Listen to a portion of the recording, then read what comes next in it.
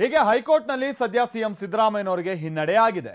ಒಂದ್ ವೇಳೆ ಮುಂದೆ ವಿಭಾಗೀಯ ಪೀಠದಲ್ಲಿ ಅದಾದ ನಂತರ ಸುಪ್ರೀಂ ಕೋರ್ಟ್ನಲ್ಲೂ ಕೂಡ ಇಂತಹದ್ದೇ ತೀರ್ಪೇನಾದ್ರೂ ಬಂದ್ರೆ ಸಿದ್ದರಾಮಯ್ಯನವರಿಗೆ ಸಂಕಷ್ಟ ಅನ್ನುವಂಥದ್ದು ಕಟ್ಟಿಟ್ಟ ಬುತ್ತಿ.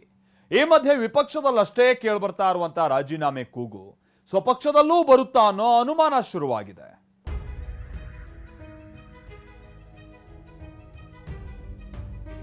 ರಾಜೀನಾಮೆ ಕೊಡತಕ್ಕಂಥ ಸನ್ನಿವೇಶ ನಿರ್ಮಾಣ ಆಗಲ್ಲ. ಬೇರೆ ಮಾಡೋದು ಪ್ರಶ್ನೆ ಬರೋದಿಲ್ಲ. ಅವರೇ ಇರ್ತಾರೆ, ಅವರೇ ಮುಂದೆ ಇರ್ತಾರೆ. ಕೊಡ್ಬೇಕಾ? ಕೊಡ್ಬೇಕೇನ್ರಿ? ಯಾವುದೇ ಕಾರಣಕ್ಕೂ ಅವರು ರಿಸೈನ್ ಮಾಡಬಾರ್ದು. I am not going to resign. I will fight politically. CM Siddaramaiah ತಲೆ ಮೇಲೆ ಮೂಡ ತೂಗುಗತ್ತಿ ನೇತಾಡ್ತಾ ಇದೆ. ಕುರ್ಚಿಯ ಸುತ್ತ ಹೈಕೋರ್ಟ್ ಕೊಟ್ಟಿರುವ ತೀರ್ಪಿನ ಚರ್ಚೆ ನಡೀತಾ ಇದೆ. ಇಷ್ಟೇ ಅಲ್ಲದೆ ಸಿಎಂಗೆ ಸಾಲು ಸಾಲು ಸವಾಲುಗಳು ಎದುರಾಗಿವೆ. ಏನವು ಅನ್ನೋದನ್ನ ನೋಡೋದಾದ್ರೆ, ರಾಜಕೀಯದಲ್ಲಿ ಹೈಕೋರ್ಟ್ ಮೂಡ ತೀರ್ಪು ಸಂಚಲನ ಸೃಷ್ಟಿಸಿದೆ. ಸುಪ್ರೀಂ ಕೋರ್ಟ್ನಲ್ಲೂ ಸಿಎಂಗೆ ವ್ಯತಿರಿಕ್ತ ತೀರ್ಪು ಬಂದ್ರೆ ಮತ್ತಷ್ಟು ಸಂಕಷ್ಟ ಎದುರಾಗಲಿದೆ. ರಾಜ್ಯದಲ್ಲಿ ನಾಯಕತ್ವ ಬದಲಾವಣೆ ಬಗ್ಗೆ ಚರ್ಚೆ ಆರಂಭವಾಗಲಿದೆ. ಎಫ್ಐಆರ್ ದಾಖಲಾದರೆ ಸಿಎಂ ಸ್ಥಾನದಲ್ಲಿ ಮುಂದುವರಿಯುವ ಬಗ್ಗೆ ನೈತಿಕ ಪ್ರಶ್ನೆ ಹುಟ್ಟುವ ಸಾಧ್ಯತೆ ಇದೆ.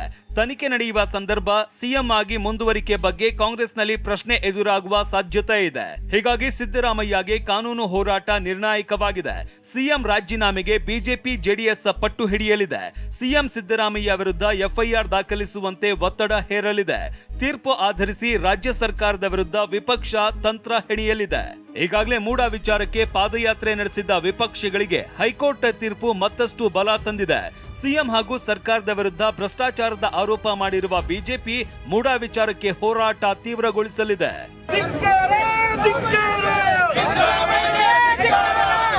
ಇನ್ನು ಕಾಂಗ್ರೆಸ್ನಲ್ಲಿ ಸಿದ್ದರಾಮಯ್ಯ ವಿರೋಧಿ ಬಣದಿಂದ ರಾಜೀನಾಮೆ ಪ್ರಸ್ತಾಪ ಸಾಧ್ಯತೆ ಹೆಚ್ಚಿದೆ. ಹೇಗಿದ್ರೂ ಸಚಿವರು ಮಾತ್ರ ಸಿಎಂ ರಾಜೀನಾಮೆ ಪ್ರಶ್ನೆನೇ ಇಲ್ಲ ಅಂತಿದ್ದಾರೆ.